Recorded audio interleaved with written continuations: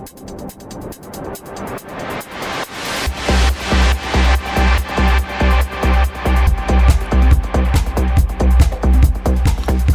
this is Ed from Exotic Blanks welcoming you to a new Sunday night at the movies.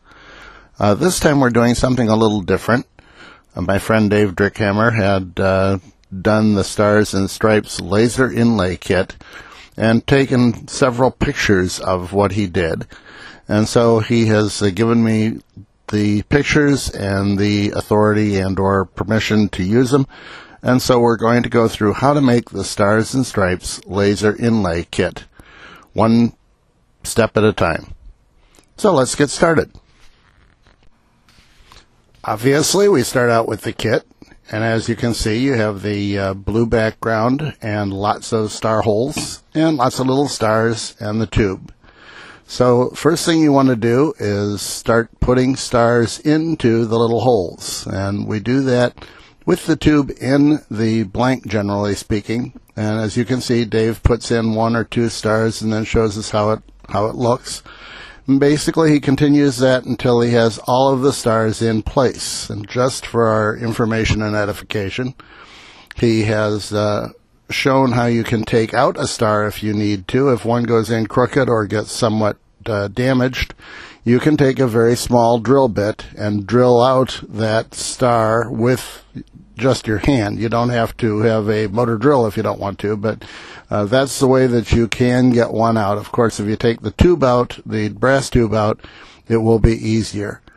Then once you've got all the stars in place and they're leveled out, you can do that by rolling the blank on the countertop or whatever you're working on so that all the stars are essentially even with the outside, the blue part.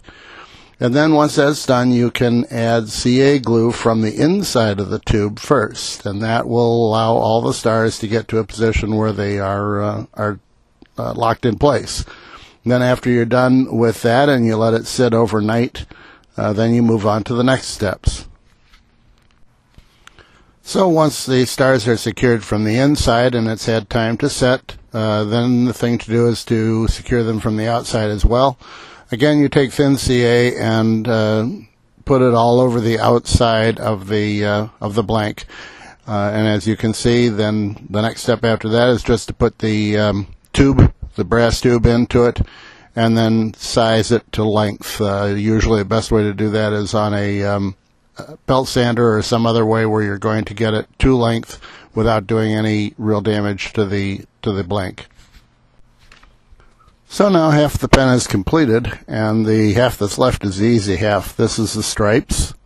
Putting the stripes into the red field is relatively simple.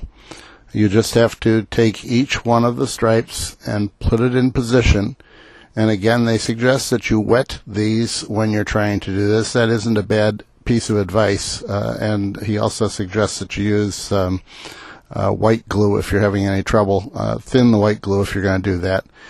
Then if you have problems with them not fitting, you can see that Dave will use a little sandpaper and make it conform to the groove that he's trying to get the stripe into. Again, this is usually done, when I do it, with the tube in place, the brass tube in place, just so that it backs it up and you don't push the stripe all the way through. Then you want to put the tube in place, as in glue the tube in place, and when you do that, you are pretty much committed. That's where it's going to stay. Again, you're going to do the same thing. You're going to CA it from the inside and outside, and when you're finished, this is what it's going to look like. You have a set, upper and lower stripes and the stars. And that's all there is to it. Then it's just a matter of turning it. Going to end this with two short suggestions. First of all, before you start, you may want to add blue to the blue and red to the red using wood dye or a Sharpie or something, just to intensify the color before you start turning it. And secondly, you may want to build up an outside layer of CA over the stars and the stripes so that if you are turning, when you're turning, you are actually taking off the glue, and therefore you don't catch the corners of anything and pull out a stripe or pull out a star from catching the corner of the wood. If it's completely soaked in CA glue, it is reinforced everywhere, and it gives you less chance of screwing it up. That's all there is to it. Thank you for watching. This is Ed from Exotic Blanks. Bye now.